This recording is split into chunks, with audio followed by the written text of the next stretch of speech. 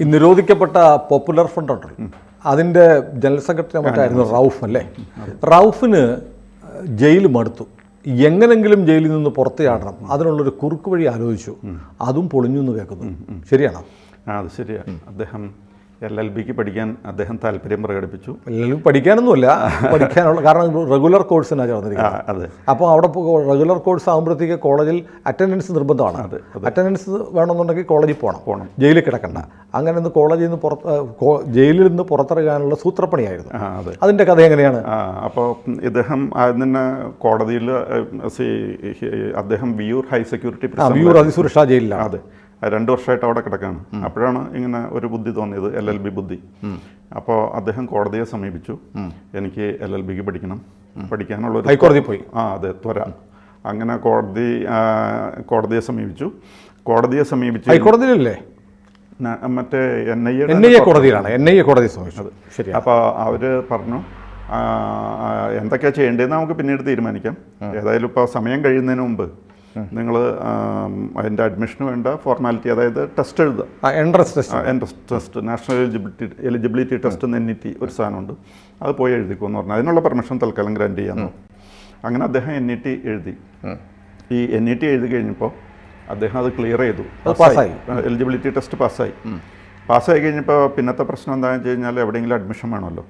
അപ്പോൾ അഡ്മിഷൻ തേടാനായിട്ടുള്ള അനുവാദം കൊടുത്തിട്ടില്ല, എഴുതാൻ മാത്രമേ അനുവാദം കൊടുത്തിട്ടുള്ളൂ. അപ്പോൾ ഇത് അഡ്മിഷൻ്റെ ഫോർമാലിറ്റീസ് തുടങ്ങട്ടെ എന്ന് ചോദിച്ചു കഴിഞ്ഞപ്പോൾ കോടതി പറഞ്ഞു, അഡ്മിഷൻ്റെ ഫോർമാലിറ്റീസ് തുടങ്ങിക്കോ, എവിടെയെങ്കിലും ആപ്ലിക്കേഷൻ കൊടുത്തോ, കുഴപ്പമൊന്നുമില്ല ഞങ്ങൾക്ക്. പക്ഷേ ഈ അനുവാദം നൽകുന്നത് ഈ NIA കോർട്ടിൻ്റെ അനുവാദം എന്ന് വെച്ച് കഴിഞ്ഞാൽ നിങ്ങൾക്ക് പോയി പഠിക്കാനുള്ള അനുവാദമല്ല, ഫുൾ ടൈം റെഗുലർ കോഴ്സിന് പഠിക്കാമെന്നൊന്നും ഇത് ഈ വിധിയുടെ പേരിൽ നിങ്ങൾ വിചാരിക്കരുത്. ഇപ്പം തരുന്ന അനുവാദം ഇത്രയേ ഉള്ളൂ, നിങ്ങൾ അഡ്മിഷന് ഫോർമാലിറ്റീസ് ആപ്ലിക്കേഷൻ ഫോം വാങ്ങിച്ച് ഫില്ലപ്പ് ചെയ്യുക, എന്താ വേണ്ടതെന്ന് വെച്ച് കഴിഞ്ഞാൽ അത് ചെയ്തു, അതിനുള്ള അനുവാദം കൊണ്ട് നിങ്ങൾ പോയി ട്രൈ ചെയ്തോളാൻ പറഞ്ഞു. അങ്ങനെ അദ്ദേഹത്തിന് പുത്തോട്ട അടുത്തുള്ള LLB പുത്തോട്ടയിൽ അവിടെ SNDP യോഗത്തിൻ്റെ ശാഖയുടെ കീഴിൽ ശ്രീനാരായണ ലോ കോളേജ് ഉണ്ട്, സെൽഫ് ഫിനാൻസിങ് ലോ കോളേജാണ്. അപ്പോൾ അവിടെ അദ്ദേഹം അഡ്മിഷന് ശ്രമിച്ചു. അപ്പോൾ അദ്ദേഹത്തിനെ സെലക്ട് ചെയ്തു. അല്ല, എനിക്ക് അവിടെ ഒരു സംശയം, ഇതിനകത്ത് മെറിറ്റിലാണോ മാനേജ്മെൻറ്റ് സീറ്റിലാണോ എന്ന് അറിയില്ല അഡ്മിഷൻ.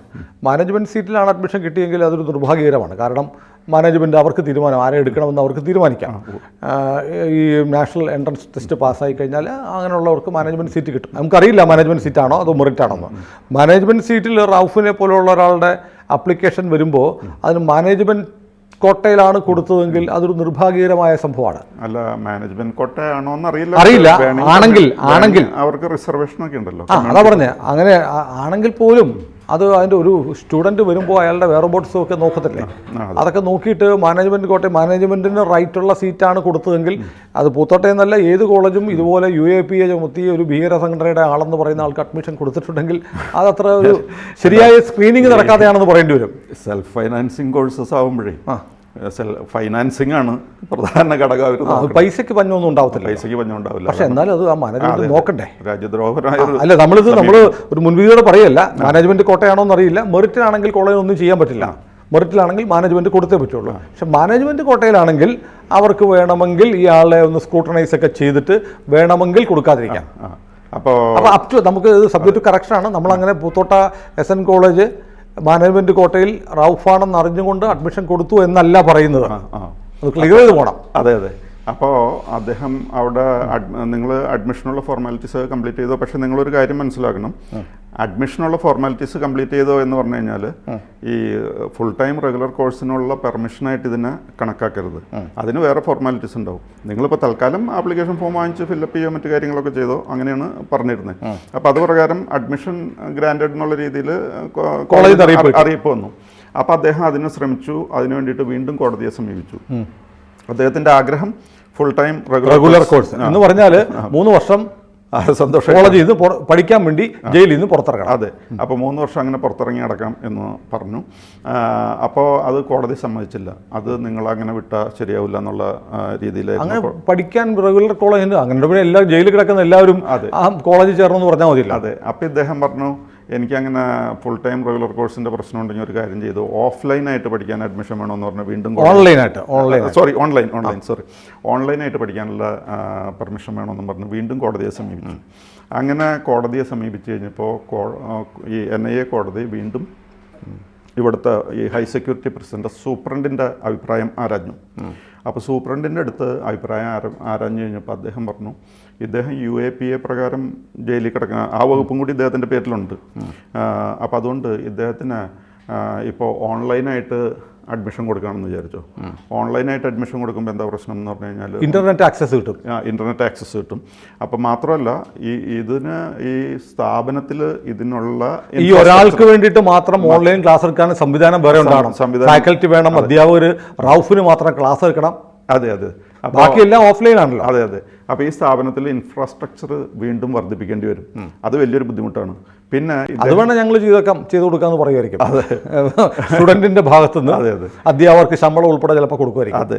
അപ്പോൾ പിന്നെ ഒരു പ്രശ്നം എന്താണെന്ന് വെച്ച് കഴിഞ്ഞാൽ ഇദ്ദേഹം അറ്റൻഡ് ചെയ്യുമ്പോൾ ഈ ഇൻ്റർനെറ്റ് ആക്സസിബിലിറ്റി കിട്ടിക്കഴിഞ്ഞാലുള്ള പ്രശ്നം എന്താണെന്ന് വെച്ച് കഴിഞ്ഞാൽ രാജ്യദ്രോഹ പ്രവർത്തനങ്ങളിലേക്ക് തിരിയോ എന്ന് നമുക്ക് പറയാൻ പറ്റില്ല. ഇൻ്റർനെറ്റ് കിട്ടിക്കഴിഞ്ഞാൽ പിന്നെ എന്തും ചെയ്യാം.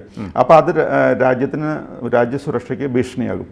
പിന്നെ മാത്രമല്ല ഇദ്ദേഹത്തെ ഇനി ഓഫ്ലൈനായിട്ട് അവിടെ ഫുൾ ടൈം റെഗുലർ കോഴ്സായിട്ട് പഠിപ്പിക്കാമെന്ന് പറയുകയാണെങ്കിൽ ഇദ്ദേഹത്തിൻ്റെ പേരിൽ UAPA കേസൊക്കെ ഉള്ള കാരണം ഇദ്ദേഹത്തിന് എസ്കോർട്ടായിട്ട് പോലീസുകാർ പോകേണ്ടി വരും. അപ്പോൾ അതിന് വേണ്ടിയിട്ട് പോലീസുകാർ അവിടെ കാവൽ നിൽക്കേണ്ടി വരും. പിന്നെ ഇവിടെ ഇരുത്തി പഠിപ്പിക്കുമ്പോൾ ഇൻ്റർനെറ്റ് യൂസ് ചെയ്യുകയാണെങ്കിൽ രാജ്യസുരക്ഷയ്ക്ക് ഭീഷണിയുള്ളതുകൊണ്ട് ഇവിടെ പോലീസിനെ ഏർപ്പെടുത്തേണ്ടി വരും. പിന്നെ കോളേജിൽ ഇൻഫ്രാസ്ട്രക്ചർ ഇങ്ങനെ 100 പ്രശ്നങ്ങളുണ്ട്. മാത്രമല്ല അല്ലെങ്കിൽ തന്നെയും അതിനകത്ത് ഓഫ്ലൈൻ നടക്കത്തില്ല. ജയിലിൽ കിടക്കുന്ന ഒരാൾക്ക് പഠിക്കണം എന്ന് പറഞ്ഞിട്ട് എനിക്ക് റെഗുലർ കോഴ്സിന് ചേരണം 3 വർഷത്തെ കോഴ്സാന്ന് പറഞ്ഞാൽ പുറത്തു പോകുന്നതിന് തുല്യമാണ്. അതെ. അപ്പോൾ ഈ കാര്യങ്ങളെല്ലാം പറഞ്ഞു കഴിഞ്ഞിട്ട് അവർ പറഞ്ഞു ഞങ്ങളുടെ ഇവിടെ ഇതിനിങ്ങനെ ഒരു പ്രൊവിഷൻ ഇല്ല, ഇങ്ങനെ ഒരാളെ വിട്ട് പഠിപ്പിക്കാനായിട്ടുള്ള പ്രൊവിഷൻ ഇവിടുത്തെ ഈ ഹൈ സെക്യൂരിറ്റി പ്രിസണിലില്ല. അതുകൊണ്ട് ഇദ്ദേഹത്തിന് പോലീസ് എസ്കോർട്ട് കൊടുക്കാനോ അല്ലെങ്കിൽ ബാക്കി സെക്യൂരിറ്റി കാര്യങ്ങൾ നോക്കാനോ ബാക്കി ഇൻഫ്രാസ്ട്രക്ചർ ഉണ്ടാക്കാനോ ഈ കാര്യങ്ങൾക്കൊന്നും ഞങ്ങൾക്ക് കഴിയില്ല ഇവിടുത്തെ സാഹചര്യത്തിൽ. അതുകൊണ്ട് ഇതിന് അനുവാദം നൽകാനായിട്ട് സാധിക്കില്ല എന്ന് കോടതിയെ ഈ പോലീസ് സൂപ്രണ്ട് തന്നെ അറിയിച്ചു. അപ്പോൾ ഇത്രയും സാഹചര്യങ്ങൾ വന്നു കഴിഞ്ഞപ്പോൾ ഇദ്ദേഹത്തിന് പിന്നെ പഠിക്കാൻ പറ്റാത്ത ഒരു സാഹചര്യം വന്നു. അപ്പോൾ വിദ്യാധനം സർവ്വധനാൽ പ്രധാനം. അതെ, അല്ല റൌഫിനും ഒരു കോഴ്സ് പഠിക്കാനുള്ള മൗലികാവകാശമൊക്കെ ഉണ്ട്. ഒരുപാട് പേര് ജയിലിൽ കിടന്ന് പരീക്ഷ എഴുതി പാസ്സാവുന്നുണ്ട്. അതൊന്നും നമ്മളെതിരല്ല. പക്ഷേ ഇത് പ്രായോഗികമല്ല എന്ന് കൃത്യമായ ബോധ്യം റൌഫിന് ഇല്ലാഞ്ഞിട്ടല്ല. അല്ല, റൌഫിൻ്റെ അഭിഭാഷകർ ഉൾപ്പെടെയുള്ളവർക്ക് അറിയാം ഇത് പ്രായോഗികമല്ല. പക്ഷേ ഒരു ശ്രമം നടത്തി നോക്കുക, എങ്ങനെയെങ്കിലും ജയിലിൽ നിന്ന് പുറത്തു വരാൻ പറ്റും. പക്ഷെ പഠിക്കാനുള്ള അദമ്യമായ ആഗ്രഹമാണെങ്കിൽ അദ്ദേഹത്തിന് വേണമെങ്കിൽ ഈ വിദൂര വിദ്യാഭ്യാസ കോഴ്സുകളൊക്കെ ഉണ്ട്. എന്നിട്ട് വല്ലപ്പോഴും ഒക്കെ കോൺടാക്ട് ക്ലാസ്സിനൊക്കെ പോയാൽ മതി. അത് വേണമെങ്കിൽ ഓൺലൈനിലും പറ്റും. പല സർവകലാശാലകളും ഓൺലൈനിൽ വിദൂര വിദ്യാഭ്യാസം കൊടുക്കുന്നുണ്ട്. LLB കോഴ്സുകളുണ്ട് എന്നാണ് എൻ്റെ അറിവ്. പ്രത്യേകിച്ച് നോർത്ത് ഇന്ത്യയിലൊക്കെ ചില കോഴ്സസ് ഉണ്ട്. MA LLB എന്നും പറഞ്ഞിട്ട് ഉണ്ട്. അതൊക്കെ ചെയ്യാവുന്നതാണ്. അറ്റൻഡൻസിന്റെ കാര്യത്തിലൊക്കെ അല്ല, അപ്പോഴും പ്രശ്നമാണ് സാർ. ഈ വിദൂര വിദ്യാഭ്യാസത്തിൽ ചേർന്നാൽ പോലും ഓൺലൈൻ പറ്റത്തില്ലല്ലോ. അപ്പോൾ ഈ സ്റ്റഡി മെറ്റീരിയൽസ് അയച്ചു കൊടുക്കാം, അത് പഠിക്കാം, എന്നിട്ട് എക്സാം എഴുതുക, അങ്ങനെ പറ്റും. അതൊക്കെ പറ്റും. അങ്ങനെയാണ് ഓൺലൈൻ. എന്നിട്ട് വർഷത്തിൽ 1-2 തവണ കോൺടാക്ട് ക്ലാസ്സുകൾ വെക്കും. അങ്ങനെയൊക്കെയാണ് ചെയ്യുന്നത്. പല നോർത്ത് ഇന്ത്യൻ യൂണിവേഴ്സിറ്റികളിൽ പലയിടത്തും വളരെ ലിബറലായിട്ട് ഇവർക്ക് വല്ലപ്പോഴൊക്കെ വന്നാൽ മതി എന്നുള്ള രീതിയിലൊക്കെ LLB ചേർന്നാൽ മതി. പൈസ അടച്ചിട്ട് LLB ചേർന്ന് കഴിഞ്ഞാൽ സർട്ടിഫിക്കറ്റ് വീട്ടിൽ വരും. പരീക്ഷ എഴുതാൻ പോയാൽ മതി. അത് തന്നെ. അപ്പോൾ അങ്ങനെയൊക്കെ സാധ്യതകളുണ്ട്. ഇപ്പോൾ ഏതായാലും ഇവർ ഈ വിയൂർ സെൻട്രൽ പ്രിസണിൽ അല്ലെങ്കിൽ ഹൈ സെക്യൂരിറ്റി പ്രിസണിൽ കിടക്കുമ്പോൾ ഈ സാഹചര്യം പറ്റില്ല. ഈ ഇവിടെ കിടക്കുന്ന സമയത്ത് ഇങ്ങനെ പോയി പഠിക്കാൻ ഉള്ള സാഹചര്യം ഒരുക്കാൻ ഞങ്ങൾക്ക് ബുദ്ധിമുട്ടുണ്ടെന്ന് കോടതിയെ അറിയിച്ചു. അത് പ്രകാരം കോടതി ഇപ്പോൾ തൽക്കാലം ഇദ്ദേഹത്തോട് കനിഞ്ഞിട്ടില്ല, അങ്ങനെ നിൽക്കുകയാണ് കാര്യം. ഇനിയിപ്പോൾ വേണമെങ്കിൽ ഹൈക്കോടതി പോകുമായിരിക്കും അപ്പീലുമായിട്ട്. അതെ, അപ്പീലായിട്ട് പോകും. എന്നാലും വലിയ സാധ്യതയില്ല എന്നാ തോന്നുന്നു. സാധ്യതയില്ല. അങ്ങനെ ഈ കേസിലെ പ്രതി നിരോധിക്കപ്പെട്ട സംഘടന എന്ന നിലയിൽ UAPA ചുമത്തി ജയിലിൽ കിടക്കുന്ന ഒരാൾക്ക് റെഗുലർ കോഴ്സിന് ജയിലിന് പുറത്തുപോയി പഠിക്കണം എന്ന് പറയുന്നത് രാജ്യത്തിപ്പോൾ അനുവദനീയമായ കാര്യമല്ല. അത് അനുവദിച്ചാലുള്ള കുഴപ്പമെന്ന് വെച്ചാൽ അതൊരു പ്രാക്ടീസ് ആവും. ജയിലിൽ കിടക്കുന്ന എല്ലാവരും കോഴ്സ് പ്രസിഡന്റ് കീഴ്വഴക്കമായിട്ട് പിന്നെ ജയിലിന്റെ ആവശ്യമില്ല. ജയിലിലുള്ളവരെല്ലാം പഠിതാക്കളായി മാറുന്ന ഒരു കാഴ്ച. ജയിലിലുള്ളവരൊക്കെ പണ്ഡിതന്മാരായിട്ട് മാറും. അപ്പോൾ ഏതായാലും ജയില് ഈ വേണമെങ്കിൽ ജയിലിൽ പോയിട്ട് ഒരു ക്ലാസ് എടുക്കാനുള്ള സംവിധാനം വല്ലതൊക്കെ ചില ജയിലുകൾ അങ്ങനെ ഈ വിദ്യാഭ്യാസമുള്ള സൗകര്യങ്ങൾ ഉണ്ടെന്ന് കേട്ടിട്ടുണ്ട്. ചിലയിടത്ത് എന്തൊക്കെയുണ്ട്. പക്ഷേ ഇത്തരം പ്രൊഫഷണൽ കോഴ്സുകളാണെന്ന് തോന്നുന്നില്ല. പിന്നെ മാത്രമല്ല ഇദ്ദേഹത്തിൻ്റെ ഇങ്ങനെ രാജ്യസുരക്ഷയെ ബാധിക്കുന്ന കേസാണല്ലോ ഇദ്ദേഹത്തിൻ്റെ പേരിലുള്ളത്. അതുകൊണ്ട് കോടതി has to be strict. Compromise ചെയ്ത രാജ്യസുരക്ഷയ്ക്ക് ഭീഷണിയാകും. അല്ല, ഇനി റൌഫിനെങ്ങാനും അനുവാദം കിട്ടിയിരുന്നെങ്കിൽ പോപ്പുലർ ഫ്രണ്ടിന്റെ ഈ കേസുമായി ബന്ധപ്പെട്ട് ജയിലിൽ കിടക്കുന്ന എല്ലാവരും LLB-കാരൊക്കെ ആയിട്ട് മാറുന്ന വക്കീലന്മാരായിട്ട് കിടക്കപ്പുറതേ ഉണ്ടാവില്ല. വക്കീലന്മാർ മാത്രമല്ല, പല കോഴ്സുകൾക്ക് പലരും ചെയ്യും. ശരി, ഇനിയിപ്പോൾ വേറെ കാര്യമുണ്ട്.